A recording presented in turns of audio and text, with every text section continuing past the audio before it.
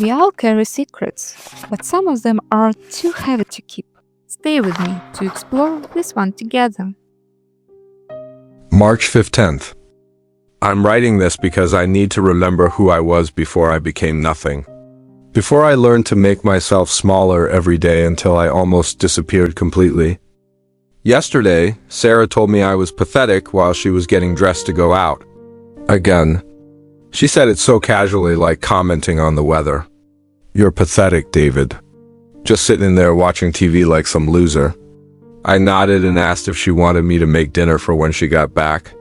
She laughed, not the kind of laugh that means something's funny, but the kind that cuts right through you. Don't wait up, she said, and I heard her heels clicking down the hallway, then the front door slamming. I did wait up. Until 3 a.m. She came home smelling like cologne that wasn't mine and went straight to the guest room without a word.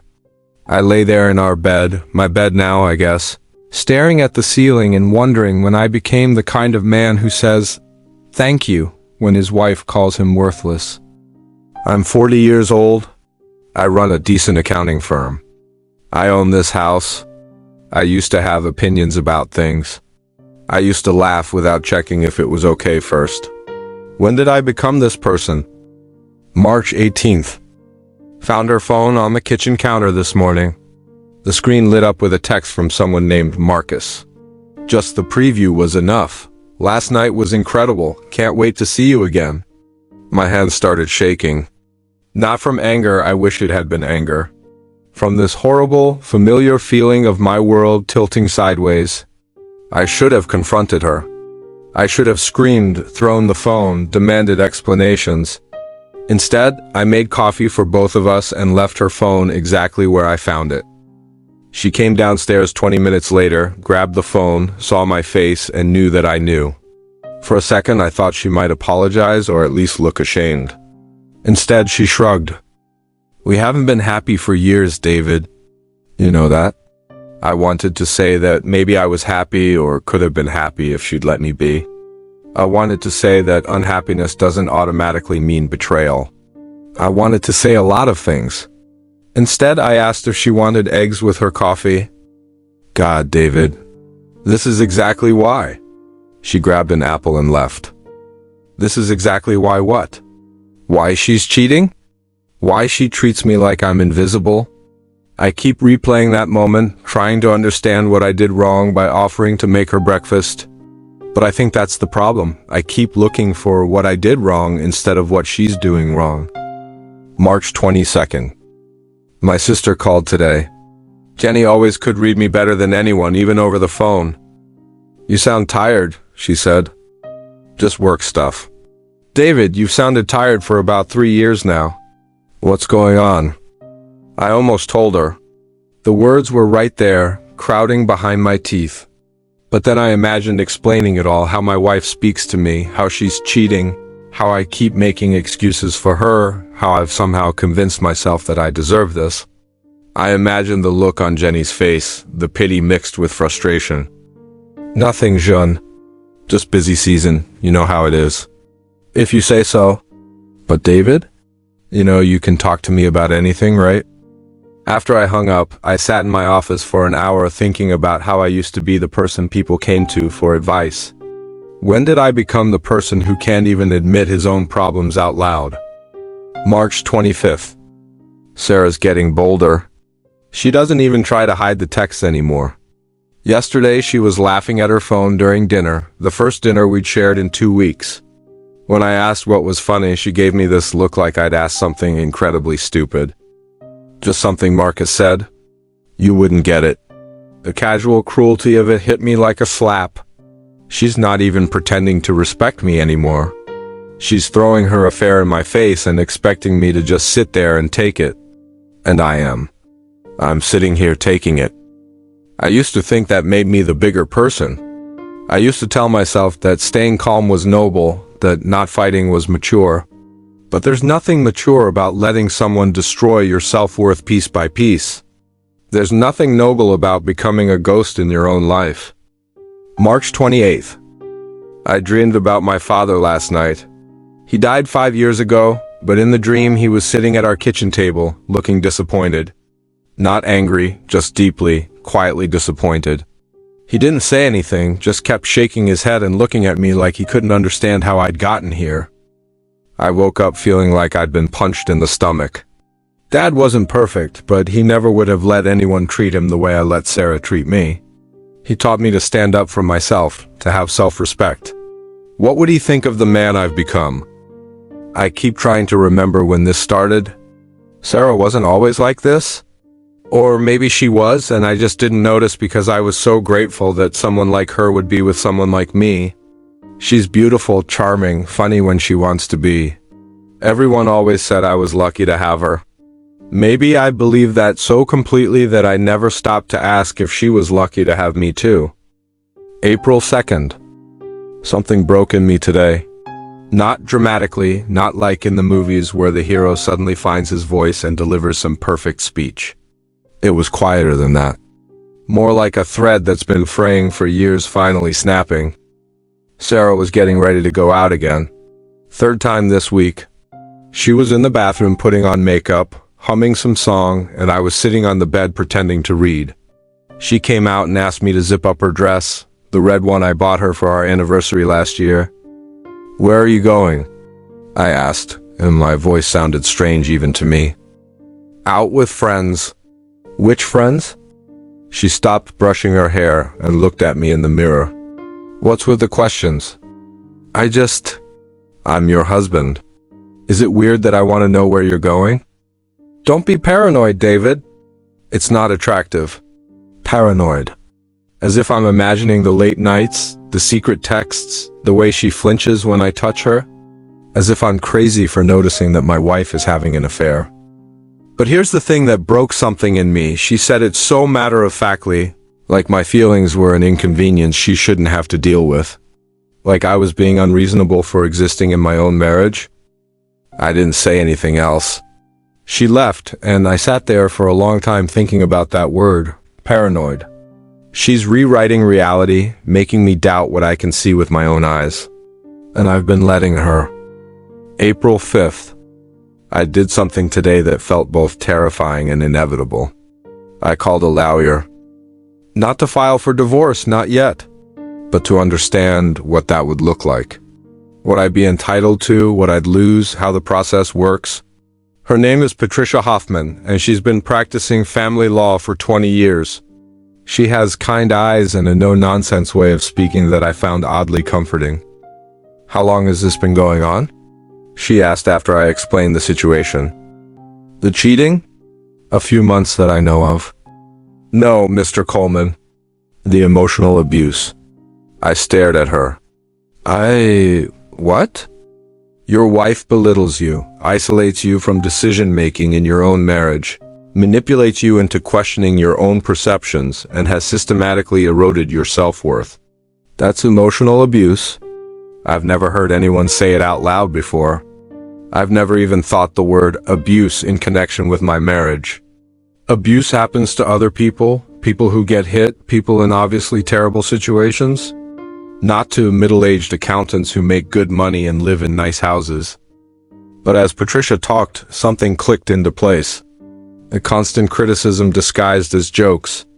The way Sarah makes me feel like I'm lucky she tolerates me. How she's trained me to apologize for things that aren't my fault, to make myself smaller. So she feels bigger. I left that office feeling dizzy, like I'd been walking around with a broken bone for years without realizing it. April 8th? I've been thinking about the word pathetic a lot lately. It's Sarah's favorite word for me, and I've started to believe it. But pathetic means deserving pity because of suffering or sadness. Maybe I am pathetic. Maybe that's okay. Maybe the pathetic thing isn't that I'm sad. Maybe it's that I've been pretending not to be. Maybe it's that I've been so afraid of being seen as weak that I've made myself actually weak by accepting unacceptable treatment. I used to think that fighting back would make me the bad guy. I thought that staying calm and reasonable would eventually win her back, would make her remember why she married me. But you can't reason with someone who doesn't see you as an equal. You can't love someone into treating you with basic respect. April 12th. Sarah's not even pretending anymore. She told me yesterday that she's going to spend the weekend at her sister's place, but I saw her putting lingerie in her overnight bag. When I pointed out that she usually just wears pajamas at Lisa's, she laughed. God, David, you're so naive sometimes. It's almost endearing. Almost endearing.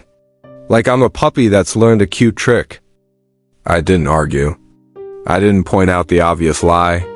I just watched her pack and wondered when I became someone who could be lied to so carelessly.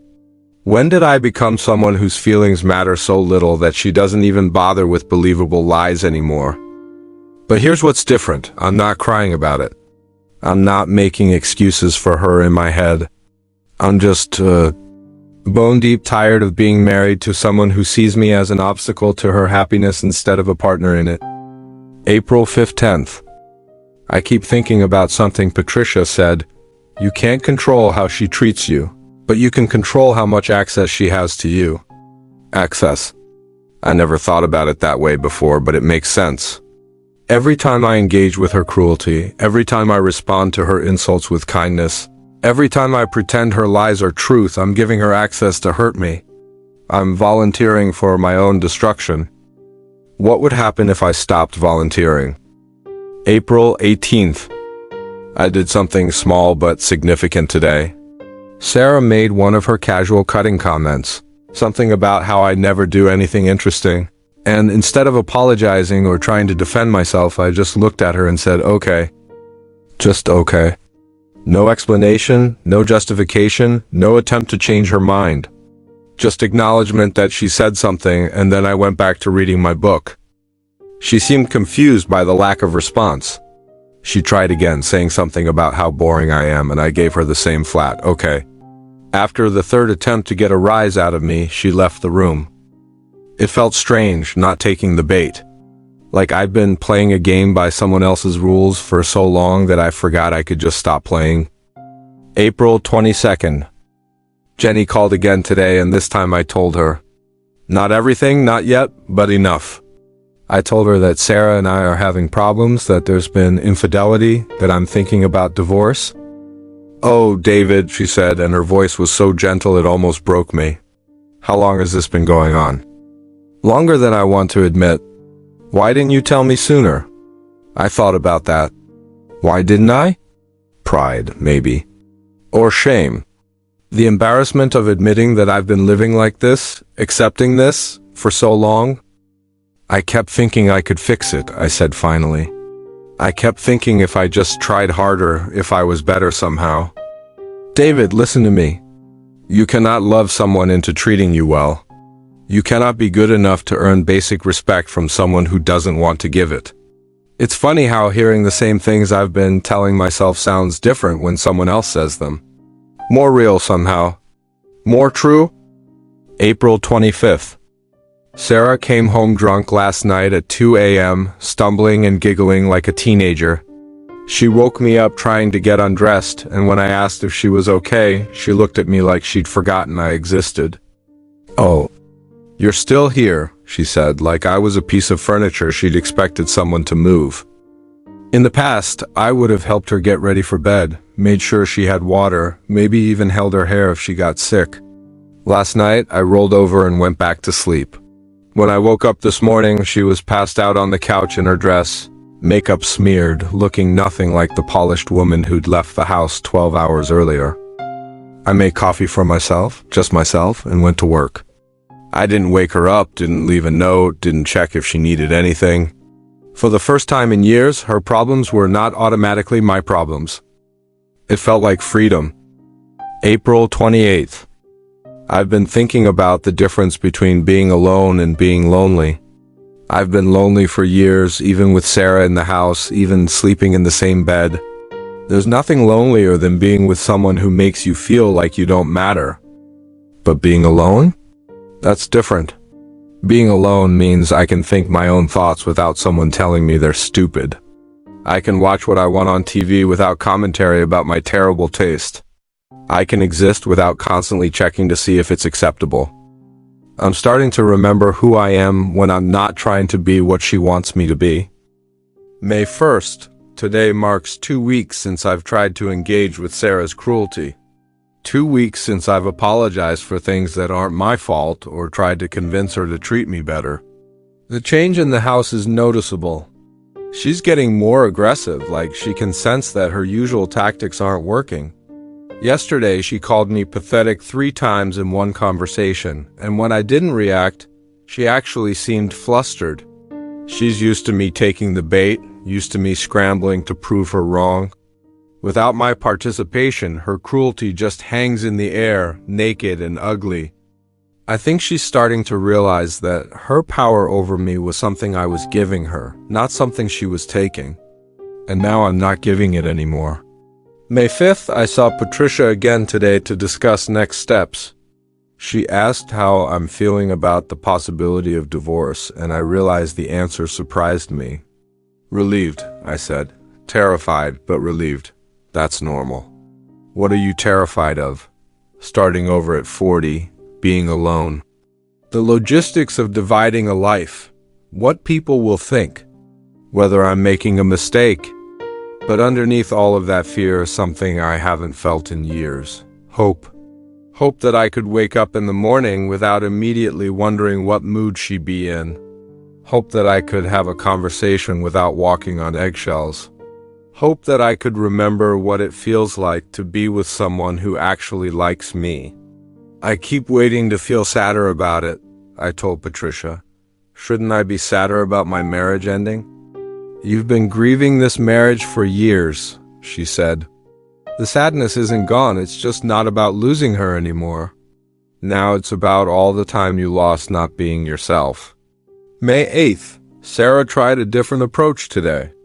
Instead of insults, she was suddenly affectionate. She made dinner, asked about my day, even suggested we watch a movie together. It felt like being with the woman I married, the one I fell in love with 8 years ago. For a moment, I almost fell for it. Almost convinced myself that things were getting better, that maybe we didn't need to end this after all. But then I noticed how performance-like it all felt, how she kept watching my face to see if it was working. This wasn't genuine affection, this was manipulation with a different costume on. When someone shows you who they are, believe them. She's shown me who she is for years. One nice evening doesn't erase 3 years of cruelty. May 12th, I told Sarah today that I want a divorce. I'd planned this conversation in my head a dozen times, imagining dramatic speeches and emotional confrontations. In reality, it was surprisingly quiet. We were in the kitchen after dinner, and she was scrolling through her phone while I loaded the dishwasher. "Sarah," I said, "I think we should get divorced." She looked up, more curious than shocked. "Are you serious?" "Yes." "Why now?" The simplicity of the question caught me off guard. Why now? Because I finally remembered that I deserve better. Because I realized that staying isn't noble if it's killing who you are. Because I want to spend whatever years I have left with someone who doesn't make me feel like I'm asking for too much by existing. Because we don't make each other happy, I said instead. We haven't for a long time. She was quiet for a minute, then nodded.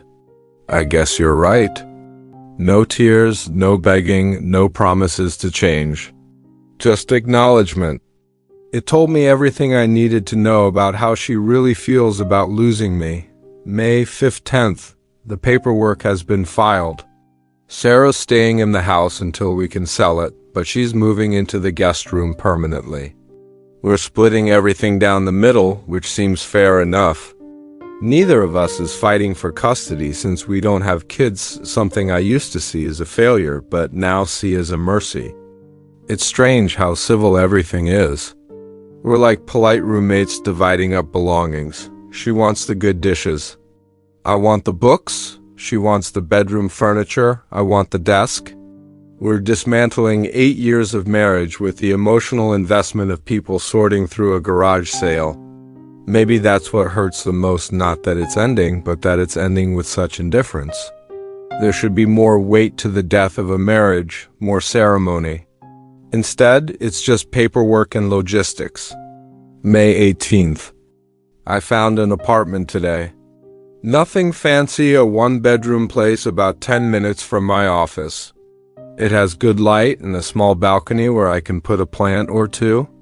The kitchen is tiny but functional. It's not much, but it's mine.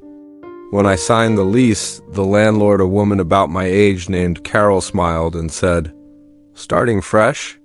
Something like that. "Good for you. It's never too late to start over. Never too late to start over." I'm going to remember that. May 22nd. I moved into my apartment yesterday. The whole process took less than 4 hours. Amazing how little space a life takes up when you strip away everything that doesn't actually belong to you. I took my clothes, my books, my desk, the coffee maker, and a few pieces of art that Sarah never liked anyway. Last night was my first night alone in my own place, truly alone in years. I expected to feel sad or scared or lonely. Instead, I felt something I hadn't experienced in so long I'd almost forgotten what it was. Peace. I made dinner for one without anyone commenting on my cooking. I watched what I wanted on TV without anyone sighing dramatically about my choices. I went to bed when I was tired without anyone making passive-aggressive comments about my schedule. For the first time in years, I felt like I was home. May 25th. Jenny came to see the apartment today. She brought a bottle of wine and Chinese takeout, and we sat on my still, empty living room floor eating lo mein and talking. It felt like old times. Before my marriage consumed so much of my energy that I barely had any left for the people who actually cared about me. "You look different," she said. "Different how?" "Lighter. Like you've been holding your breath for years and finally exhaled." That's exactly what it feels like. Like I've been bracing myself for impact for so long that I'd forgotten what it felt like to relax. "I'm proud of you," she said. "I know it wasn't easy." She's right, it wasn't easy, but neither was staying. The difference is that this difficulty has a purpose. This pain is leading somewhere better instead of just ... nowhere. May 28th. I had coffee with an old friend today. Someone I'd lost touch with during the worst years of my marriage. Tom and I used to play golf together, grab beers after work, talk about everything and nothing. Somewhere along the way, I stopped returning his calls, stopped making plans, stopped being available for friendship. "I wondered what happened to you," he said. "You just sort of ... disappeared." I had disappeared. Not all at once, but gradually as I made myself smaller and smaller to accommodate Sarah's needs and moods and criticisms. I'd stopped doing things I enjoyed because she called them boring. I'd stopped seeing friends because she complained about them. I'd stopped having hobbies because there was always something wrong with how I spent my time. I'd disappeared from my own life. "I'm back now," I told Tom. "Good," he said. "I missed you. I'd missed me too." June 1st. It's been 2 weeks since I moved out, and the divorce papers should be final within the month. Sarah texted me yesterday asking if I was happy now, and I realized that for the first time in years, the answer is yes. Not happy in the giddy, everything is perfect way. Happy in the quiet, sustainable way that comes from living authentically. Happy like someone who's finally stopped hitting himself with a hammer and is marveling at how good it feels when the pain stops. I'm 40 years old, starting over, and I have no idea what comes next. That used to terrify me. Now it feels like possibility. June 5th. I've been thinking about writing this all down, this whole experience, because I want to remember.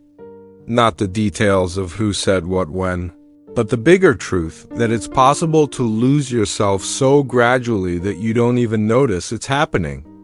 And it's possible to find yourself again even when it feels too late. I wasted 3 years of my life trying to love someone into treating me well.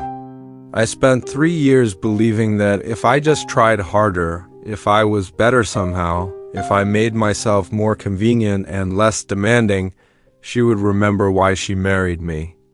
but you can't earn love from someone who doesn't want to give it. You can't reason with someone who benefits from your confusion. You can't fix someone who doesn't think they're broken. What you can do is save yourself. What you can do is remember that you deserve basic kindness, basic respect, basic consideration.